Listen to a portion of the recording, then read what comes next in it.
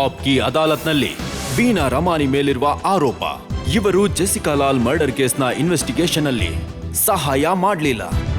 ವೀಣಾ, ನೀವ್ ಹೇಳ್ತಾ ಇದ್ದೀರಾ ಈಗ ಯಾವಾಗ ಕೇಸ್ ಬರುತ್ತೋ ನೀವು ಪೂರ್ತಿ ಸಹಾಯ ಮಾಡ್ತೀರಾ. ನೀವೇನು ಪೊಲೀಸ್ ಹತ್ರ ಹೋಗಿ ಹೀಗೆ ಹೇಳಿದ್ರ ನೀವು ಇನ್ವೆಸ್ಟಿಗೇಷನ್ನಲ್ಲಿ ಸಹಾಯ ಮಾಡೋದಕ್ಕೆ ತಯಾರಾಗಿದ್ದೀರಿ ಅಂತ? ನೀವೇನು ಈಗ ಪೊಲೀಸ್ಗೆ ಹೋಗಿ ಹೇಳಿದ್ರ ಈ ಸಲ ನೀವು ಬಹಳ ಸ್ಟ್ರಾಂಗ್ ಆಗಿ ನಿಂತ್ಕೊಂಡು ಸಹಾಯ ಮಾಡ್ತೀನಿ ಅಂತ? ಖಂಡಿತ. ಬದಲಿಗೆ ಸ್ವತಃ ನಾನು ಮತ್ತೆ ಮಾಲಿನಿ ನಾವು ನೋಡ್ತಿದ್ವಿ ಪೇಪರಲ್ಲಿ ಮತ್ತೆ ಟಿವಿಯಲ್ಲಿ ಬರ್ತಿತ್ತು ಇವ್ರ ವಿರುದ್ಧ ಅಗೇನ್ಸ್ಟ್ ಈ LOC. ನಮಗ್ ಗೊತ್ತಿಲ್ಲ ಈ LOC ಏನು ಅಂತ. ಏನಂದ್ರೆ LOC ಇಂದ ಹೇಗೆ ಹೊರಗಡೆ ಹೋಗಕ್ಕಾಗಲ್ವೋ ಆ ಥರ. They do this for the people who are accused, not for the people who are witnesses. So ನಾವ್ ಕೇಳ್ತಿದ್ವಿ, ಇದು ಕಳೆದ 2-3 ವಾರಗಳ ಮಾತಿದು. So we were very shocked and upset about what was going on. After 5-6 days of this going on, we received no notice. So Malini and I called the chief of police and we went and saw him and said, "We are here for you from day one. We have supported and cooperated with you completely and we will do it till the end. And why are we being targeted like this? What I don't understand. Why the media is writing all these things about us. And please take our assurance and anyway I said our home is open, the place is open where this happened. All our staff is there. You can come 24 hours." And just Veena, ಮೀಡಿಯಾದಲ್ಲಿ ಹೀಗೆ ಹೇಳಿದ್ದಾರೆ, ನೀವು British passport holder ಅಂತ.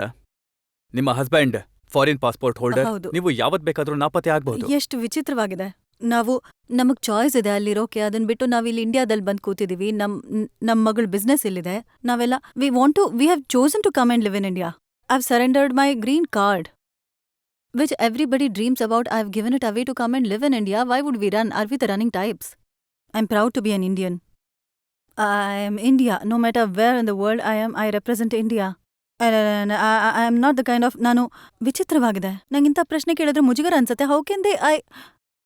I really have no answer for this. ಈಗಲೂ ಅಷ್ಟೇ, with great difficulty, I was allowed to go to my niece's wedding. I had to give a bond and all this. I came back in 3 days. If I had to run, I could have run. Am I the running type?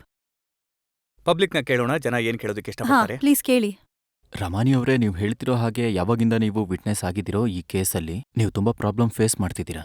ನಿಮಗೇನಾದ್ರೂ ಹೆದರಿಕೆ ಬೆದರಿಕೆ ಬರ್ತಿದ್ಯಾ ವಿಪಕ್ಷದ ಕಡೆಯಿಂದ? ಒಂದ್ ವೇಳೆ ಹೌದಾದ್ರೆ ನಿಮಗೆ Delhi police ಏನಾದ್ರೂ ಸಹಾಯ ಮಾಡಿದ್ರಾ? They have told us they are here to support us.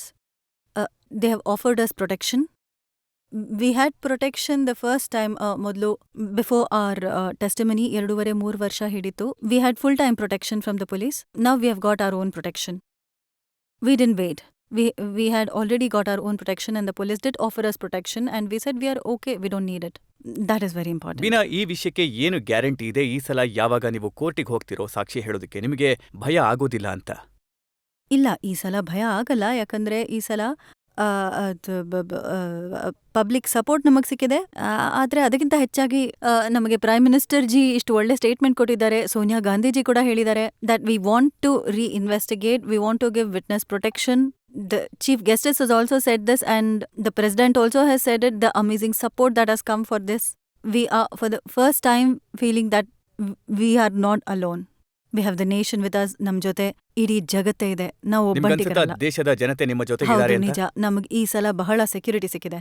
ರಾಜಕಾರಣಿಗಳು ಕೂಡ ನಮ್ ಜೊತೆಗಿದ್ದಾರೆ ಈ ಮಾತಲ್ಲಿ. ಮತ್ತೆ ವಿಟ್ನೆಸ್ ಪ್ರೊಟೆಕ್ಷನ್ ಬಗ್ಗೆ ಎಷ್ಟೊಂದು ಹೇಳಿದ್ದಾರೆ. ನಮ್ ವಿಟ್ನೆಸ್ ಆಗೋ ಯಾವ ಪೊಸಿಷನ್ ಇದೆ ಬಹಳ ಕಠಿಣ, ತುಂಬಾ ಬಹಳ ನೋವಿನ, ಬಹಳ ಭಯದ ಸ್ಥಿತಿ ಇದು. ಅದಕ್ಕೆ ನಾವ್ ಇವಾಗ ಹೆದರಲ್ಲ, ಮೊದ್ಲು ಹೇಗೆ ಹೆದರ್ತಿದ್ವೋ ಹಾಗೆ. ಯಾಕಂದ್ರೆ ನನಗೆ ಇವಾಗ ಹೀಗ ಅನಿಸ್ತಿದೆ, ನಮ್ಮ ನಾಯಕರು, ನಮ್ಮ ಲೀಡರ್ಸ್ ಎಲ್ರೂ ನಮ್ ಜೊತೆಗಿರ್ತಾರೆ. ಇದೆ ನಮ್ಮ ಒಂದು ರಕ್ಷೆ.